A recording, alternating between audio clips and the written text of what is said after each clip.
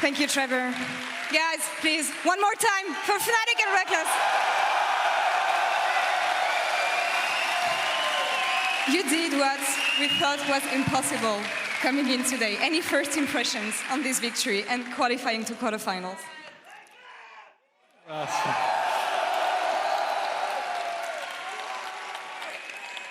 I don't really know what to say, honestly. I came in today obviously wanting to win like everyone else in our team, but now that it actually happened, it's just crazy. I feel like this group was way too much to ask for, and in a way it's just like strengthens us so much, because if we can beat these teams, we can win the entire thing, you know, so it's just a really great feeling.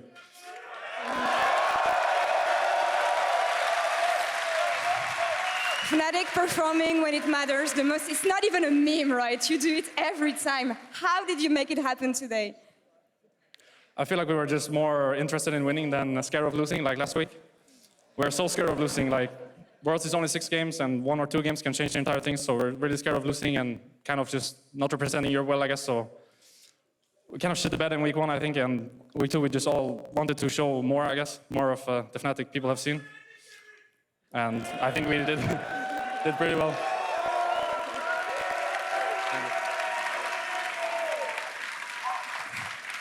Do you know that now you have a 2-9 tracking record against Uzi? What was different today?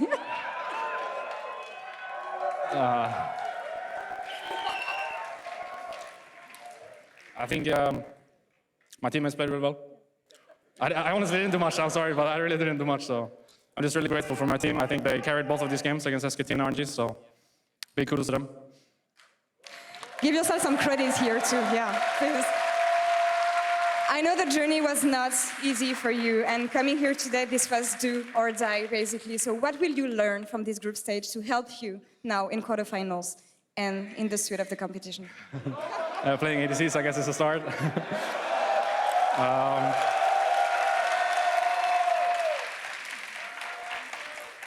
I would probably just say, like, as I said to the second question, just not being so scared of losing. It's okay to lose. It's just how you lose, I guess, and how much you want to win. And I think we all want to win really much, so we should just aim for that instead and forget about the losing part. And then we're going to be fine. Yeah, I mean, they're all here for you. So anything you would like to say to your fans who were yelling, literally yelling in the audience for you guys today?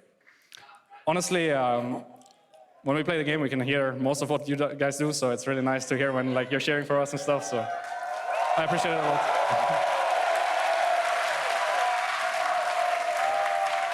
Thank you for the interview, Rekkles. Congrats on reaching quarterfinals. One more time for Fnatic, please. Now back to you guys in Cooldown.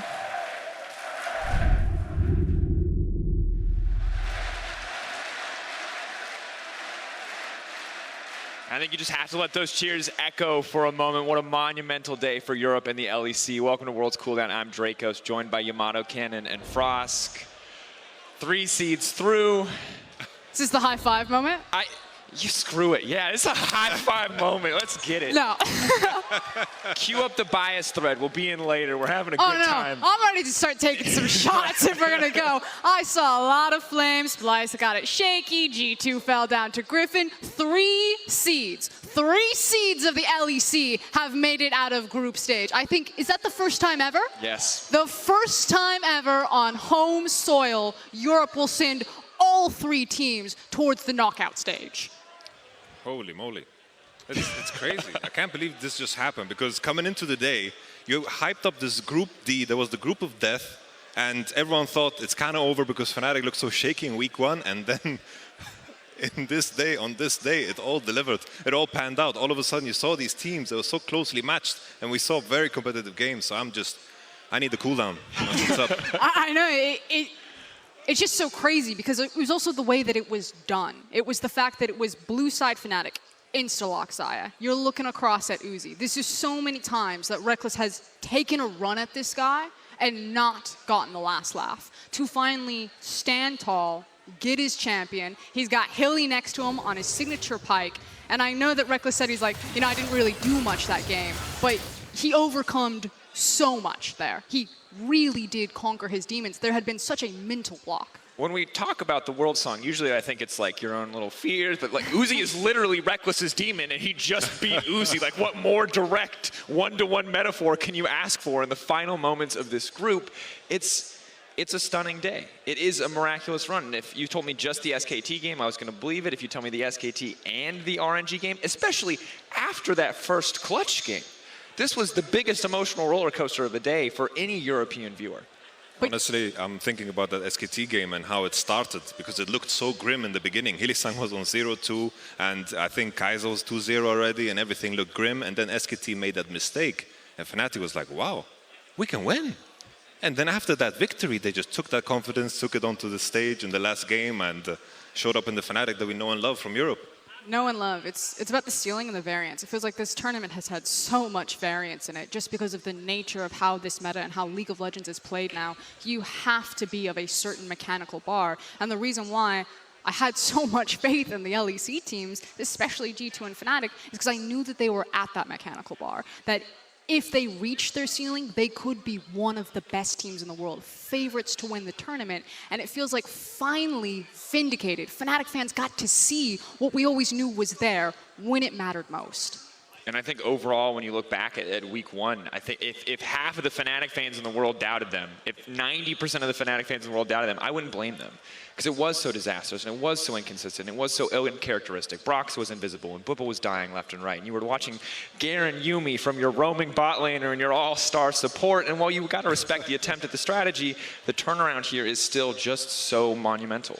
I'm just so happy that Fnatic finally recognized their strength. Even during the finals against G2, I was referring to this recipe about leaving Whippon on island, play through bottom, put Rekkles in a position where he can play that carry that will eventually reach the point that just is destruction mode.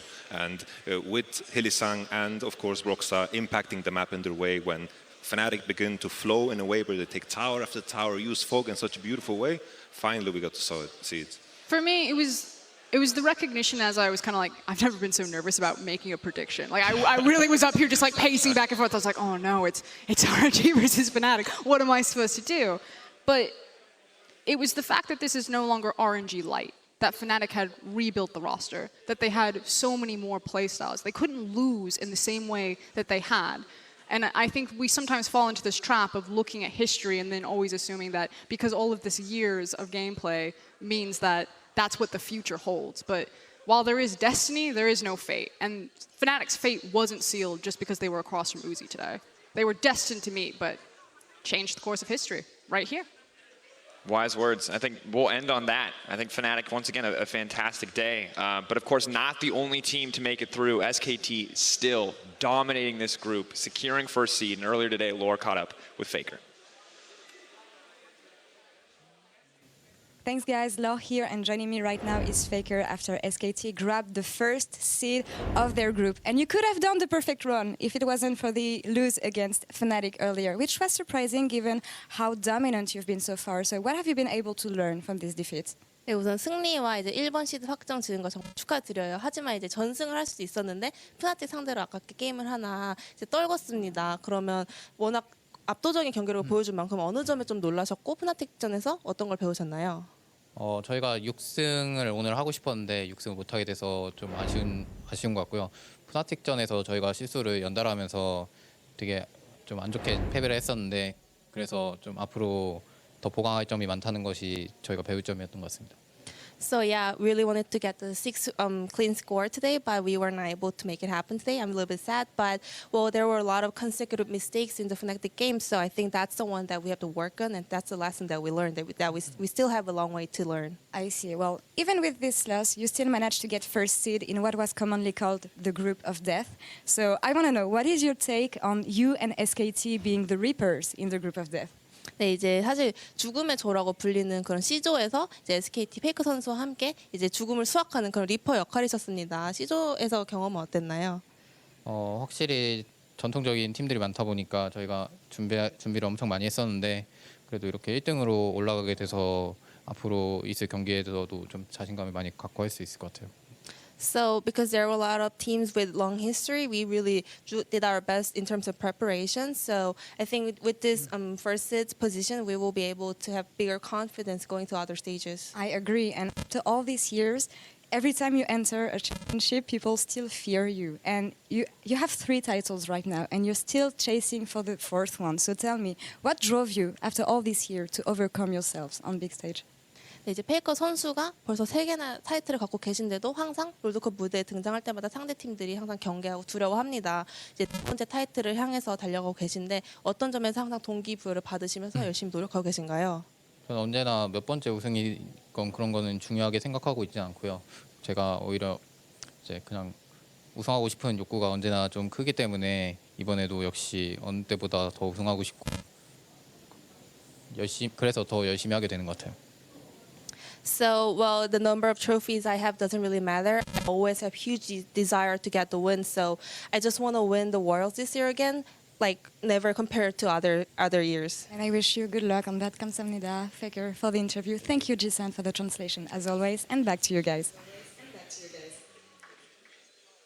And thank you very much, Lore. Faker focusing on the task ahead of him, one world championship at a time. I think he's probably the only person in the world of League of Legends who can say that, but still showing dominance after all these years. SKT moving out of Group C as the first seed, the most dominant team hands down in the group, along with Fnatic.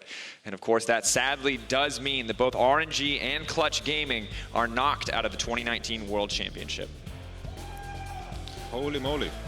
Honestly, it's just the group of death that you have to consider. It's disappointing because honestly, I felt like Uzi was playing out of his mind. It was very hard to find any flaws in RNG. Even in those games against SKT, it was always so close. And then there was the Gragas barrel, or maybe even a Gangplank barrels. A lot of barrels, apparently. But in general, disappointing things about RNG that I felt could have been fixed potentially. And it's frankly really bittersweet to see one of the teams, Fnatic or RNG, go home. When you kind of look at the holistic picture, it felt like everyone was looking at this group like, oh, this is such a shame. Why can't we send 3 teams through? But by the hair on their chinny chin chin, Fnatic and SKT conquered these spots.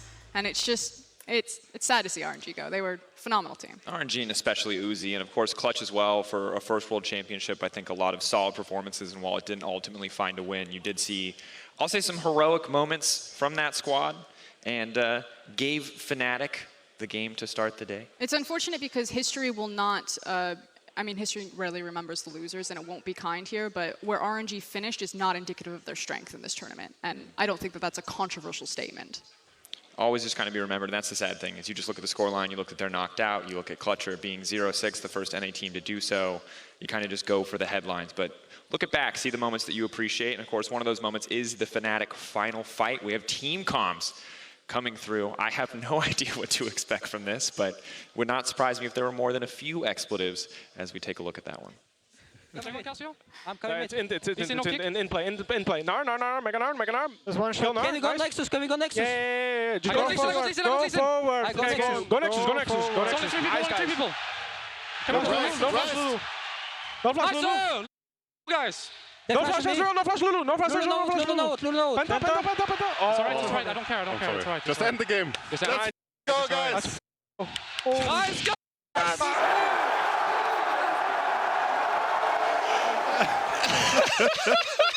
And there could not be a more perfect LEC mic check. And when the pressure is on, it's, are we diving the fountain to give someone a pentakill? Well, I mean, just a wild day. One more group stands in front of us, ladies and gentlemen. If it's anything like today, it's going to be an absolute banger. Tomorrow, we return to the Verdi Music Hall for the last day of groups as the teams in Group D take to the stage. Who you got?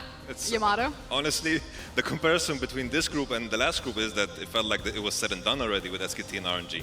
This one, we have 3 teams on 2-1, and you asked me who I got? I got IG and TL because I have no faith in Damon's bot lane. Ooh, that's some spicy takes. And IG, you know, is a cocktail of a team, but I feel like if Jackie Love just cuts down on the inting where he just dies 1v1 to this inting Damon bot lane, I'm very harsh with the word inting, very loose with it. It's been a long day. It's been a very long day. This is the cooldown. Can you cut down on the inting, please? Just Damon, I feel like Rookie and the Shy, my questions have been answered. I feel like their form is really, really insane. I feel like Lian is a jungler that doesn't do much, but it's been working in some of the games. And I feel like when it comes to the bot lane, if Jackie Love steps up and plays like he did in the regular season, then IG can be the clear favorite. But I don't think IG is the controversial half of the two teams that you have making it out of groups. Team Liquid coming through, the final hope of NA. I'll say right off the bat, Xmithy compared to MSI looks like a different player. Has been everywhere on the map. I thought he's had a fantastic performance so far, but what's the edge for them? Is it just the difference in bot lane? Is Danwon's chances of getting out just taken away from them because you don't have faith in nuclear? Honestly, it's, you know, if you force me to predict the other way, I would be fine with it. I think it's going to be super, super close. The reason why I'm giving it to Liquid is I feel like Damwon, with the amount of games they've played, they're kind of a known quantity. And the same could be said for Team Liquid, but the last time they faced each other, I felt like they didn't really accept the bullshit that Damwon are throwing out there, where Noguri is face-shaking bushes, playing kind of however he wants, and Impact called on that bullshit good time, and they punished with good fights.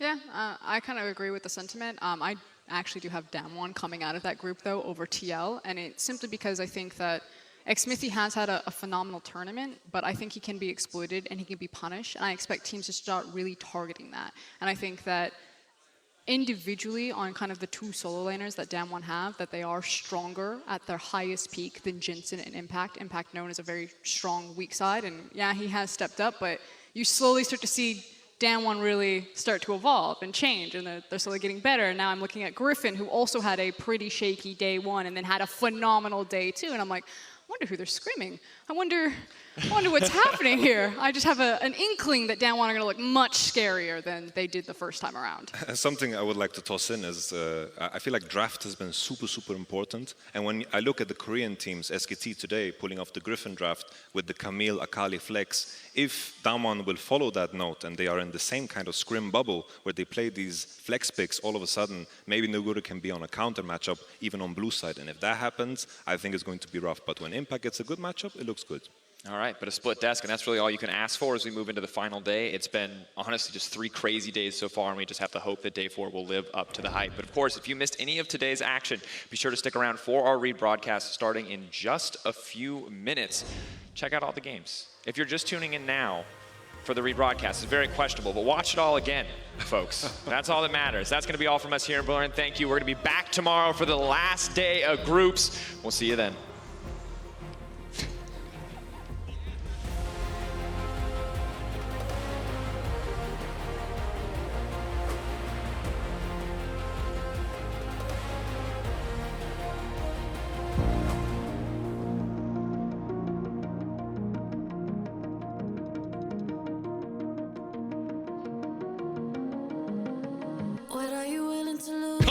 On the side with a huge barrel, but I don't know if it's going to be enough. He's now running fearlessly to the front line of RNG. They're trying to kick him back with Zhao, who says no. They deny it. Teddy now on a rampage. RNG on a retreat, and SKT, they're alive. Uzi is going to get kicked back, but no, with a cleanse flash. It's incredibly clean. He denies the lease in, but now he's face to face with Teddy, and still Click will find him. Still Uzi is set to fall. Can he do it? No, the shutdown coming through. Faker will take the kill. Here we go, here we go, here we go, here we go! They're going in, they're fighting. There's too much happening for me to play by play, but that's the lease in. Diving to the backside. Vulcan is going to get shut down. The Gorga in the fight. Brock's waiting off to the side. Millicent going right into the back line. Fnatic now need to find a way forward. Rekkles stepping in. It's a massive engage from the side of Fnatic. Huni cannot get anything done. So much damage to the pipe.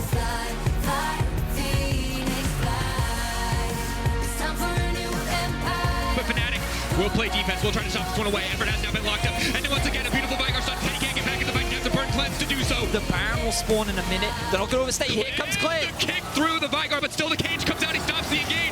Khan has to find a way in. Rekkles throwing the feathers through. He wants to pull them back. Khan, this is his hero moment. Can he turn it? The double kill dropping for Whippo. Khan wants to turn the fight, but he doesn't have enough. As it's open season on the members of Clutch. Speaking of, and we jump back into the action. Castle's already did this time. Remember, look at the damage! Launching and Shao, who obliterate the North Americans. Faker's going to be joining the fray, so is Khan. Ultimate from Lawless goes out. Clutch Gaming have got the Baron, but can they get out alive? 1, 2, 3, North Americans are down. SKT only lose 1. SK Telecom guarantee the first seed coming out of groups. Here comes Nemesis, throws up the miasma, trying to put the twin fangs onto Shao, who is burning, and he's down. Now Castle's the target, he's trying to shut him back, the Sonic Wave misses, and a barrage comes down. Castle throws out the Dragon's Rage kick, but it does nothing. Realm Ball comes in, that's an interrupt the launching. He's dead,